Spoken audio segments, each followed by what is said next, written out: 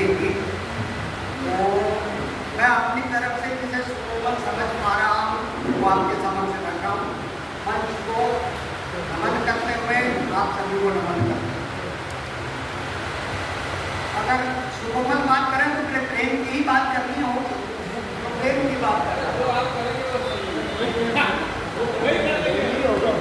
मनुष्य सबसे अधिक प्रेम स्वयं से ही करता है, किसी दूसरे से नहीं। सुनिए, मनुष्य सबसे अधिक प्रेम स्वयं से ही करता है, किसी दूसरे से नहीं। यदि उसे हो साक्षात्कार अपनी अपूर्णता का, तब उससे प्रेम करता है जिसमें उसे अपनी पूर्णता की अनुभूति होती है। अन्यथा दूसरों से तो केवल मोह होता, अन्यथा दूसरों से तो केवल मोह होता है, और मोह कितना ही अधिक पूर्ण हो छूट ही जाता है कभी न कभी। मोह कितना ही अधिक पूर्ण हो छूट ही जाता है कभी न कभी। प्रेम तो है, दरअसल प्रेम क्या है? प्रेम तो है हवा का हवा में मिलकर आकाश हो जाना। प्रेम तो है हवा का हवा में मिलकर आकाश हो जाना। आकाश से आकाश कैसे छूटा? तो ये सुकोमल पढ़ने की कोशिश की। अब मैं कोमलता के साथ, फूल के साथ फूल का दर्द भी पढ़ूं। और ये एक बार मेरे घर में 4-5 साल पहले नागफनी का एक फूल लगा था। रात को इतना बड़ा पुष्प देखा मैंने, चमत्कार से कम नहीं। तो मैंने अगले दिन लिखा, हालांकि 2-3 दिन लगे लिखने में। उसको सुनिएगा। कैक्टस पर फूल, कैक्टस इन नागफनी जो रेगिस्तान में होता है, जिसको घृणा और तिरस्कार ही मिलता है, कंटीली झाड़ी कैक्टस है। अब सुनिए, कल रात में अपनी छत पर बेचैन होकर बादलों में छिपे चांद से संपर्क साधने की जी तोड़ कोशिश कर रहा था। आप तो जानते ही हैं, दक्षिणपंथी कवि सदा परंपरा के पालक रहे हैं। इसीलिए फूल, भंवरे, नदी, झरने, चांद, चांदनी आदि इनकी रचना धर्मिता के आसान शिकार रहे। कौन जी को आनंद आ रहा है? हाँ, निराला जी मान लिए के जन पक्षधर, अबे ओबे सुनबे गुलाब, और वह तोड़ती पत्थर लिख कर शुद्ध हो गए वो इस तरह दक्षिणपंथी पाप का प्रायश्चित कर। पर मैं कभी पहले दक्षिणपंथी पाप को कर लूं, कुछ ऐसा लिख कर, फिर पाप मुक्त भी हो जाऊं, कुछ वैसा लिख कर।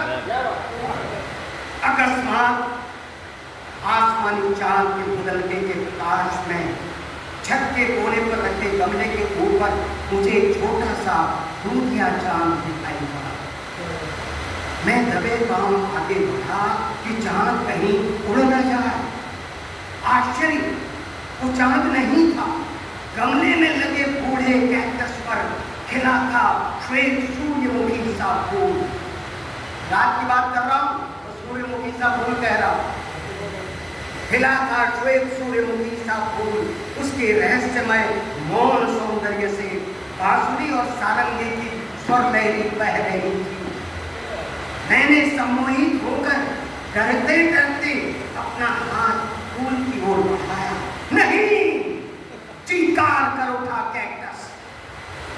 सिसकते घुटते स्वर में गिड़गिड़ाया कैक्टस। मुझे अकेले महसूस करने दो इसे भरपूर। मेरी सांसों में अपनी तृष्णा का विष मत खोलो। मुझसे कह रहा है कैक्टस, क्या कह रहा है? मुझे अकेले महसूस करने दो इसे भरपूर। अपने होने कोई व्यवधान न बने। मेरी सांसों में अपनी तृष्णा का विष मत खोलो। मैंने चकरा कर पूछा, ये क्या कह रहे हो कैक्टस? जैसे मोटे आरे से चीरा जा रहा हो वैसे बोलने लगा कैक्टस। मरुथल में जन्म और शरीर कांटों का, मनुष्य ही नहीं पशुओं से भी घृणा तिरस्कार का विशाप सदियों से भोग रहा हूं मैं कैक्टस। तुम नहीं मानुष कदाचित जो जगह देती मुझे अपनी छत पर वरदान मुझे विचित्र मिला। एक ही फूल खिलेगा मुझ पर कभी कभी, बस किसी एक रात में, बस केवल केवल रात भर। उसी वरदान की रात हुई है, मुझे रात भर जी लेने दो। सदियों से तिरस्कृत हूँ, मुझे प्रेम जीवन जी लेने दो। एक प्रार्थना सुन लो मेरी, ये सब अपने तक ही रखना। एक प्रार्थना सुन लो मेरी, ये सब अपने तक ही रखना। कौन स्वीकार करेगा इस दुनिया में कैक्टस पर फूल का खिलना? फूल के साथ फूल।